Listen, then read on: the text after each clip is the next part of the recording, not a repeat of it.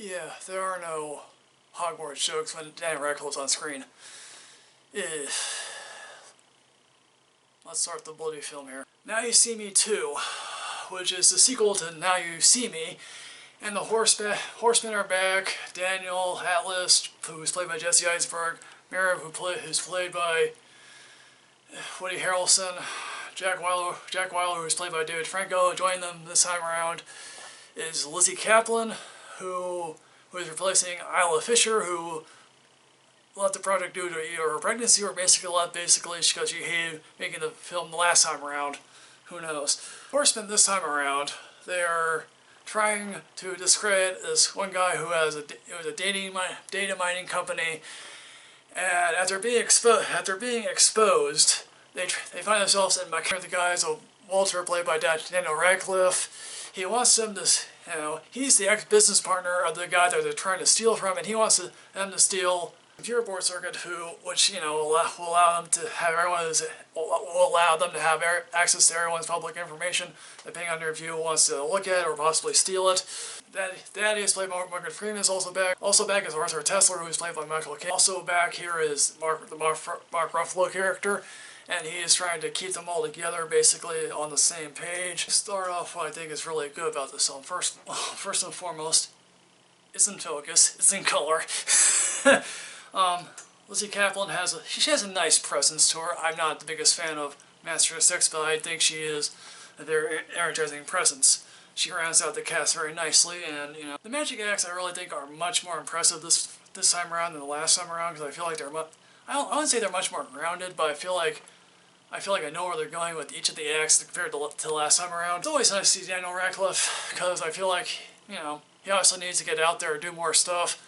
And not have to constantly be compared to Harry Potter every chance he gets, every time he's on the film. On involving a metal detector, that really is fascinating. They're trying to get this computer thing out of the main computer. What is wrong with the film? Well, there's a lot wrong with this film. First and foremost, what made the first film so interesting, and I actually happen to like the first one. I know a lot of people didn't like the first. But here saying the freshness is really gone here. It's like, which is really frustrating. Also, again, as much as I like Lizzie Caplan, she is so darn energetic in this film.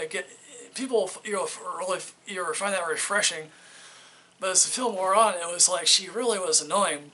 She really got annoying, which is really amazing because I never thought that could be possible. Again, it's like, as much as I like Daniel Radcliffe, I feel like there may be a whole lot of Daniel Radcliffe in this movie, but doesn't feel like there's enough of him. There's not enough of his presence around to make him all that interesting. Revealing tricks in the first film, that was kind of like how they did tricks in the first film, that was interesting. But here, I just didn't care about how every trick was done. And like the big reveal at the end of how they pulled everything off, again, that was fine in the first film, and it worked in the first film. Here, in this film, it just really didn't work at all. The idea was it to give Woody Harrelson's character a twin brother, because quite frankly, it's one of the most having Woody interact with himself is like, wow, it's one of the most idiotic things I've ever seen. And let's face it, they are criminals. That's who they are, basically. Here's the thing: the first film was directed by Louis Leterrier. He directed some interesting films. Here's the main problem, and it's three simple words: John M. Chu. John M. Chu directed the Channing Tatum-less sequel, Step Up to the Streets. John Chu also directed the Brianna Ivana sequel, Step Up 3D, which, again, how do you direct a 3D dance film? I don't know. He also directed Justin Bieber Never Say Never, which attempted to humanize this Justin Bieber by saying, he's just like you. Yeah, like a 12-year-old who actually is a megastar can be just like us, hangs out with us or dates, that one really ugly-looking girl. And he also directed the follow-up, the Justin Bieber Believe. He also directed G.I. Joe Retaliation, which was like one of the most idiotic sequels I've ever seen. And also directed Jim, and not the fucking holograms. Louis Leterrier's record is any better? No, but at least I have a soft spot for Transporter 2, and I have been liking Incredible Hulk. But at least he felt like he knew what he was doing. John M. Chu, I don't know what John M. Chu is doing here. John M. Chu does not direct fresh material. He directs sequels. That's all. There is an end revelation here that is so dumb and it was like, wow, you're really going with that? It's just like, it is just so dumb. I won't reveal it till you just have to, you have to see the film for yourself. So in the end, Now You See Me Too is just a pale sequel. I feel like it was rushed.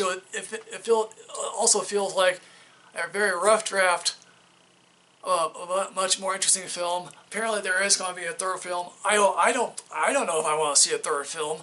So I'm giving this, I'm actually being generous here, folks. I'm planning on giving this film a ranking of a Netflix rating. Please wait for this film to come out on DVD.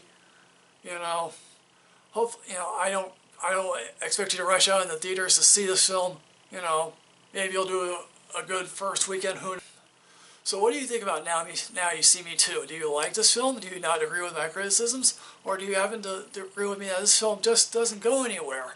Like, comment, subscribe to this channel. And as always, folks, enrich yourself with knowledge, because otherwise you go the way of the dodo bird. Yeah. And I'll see you next time.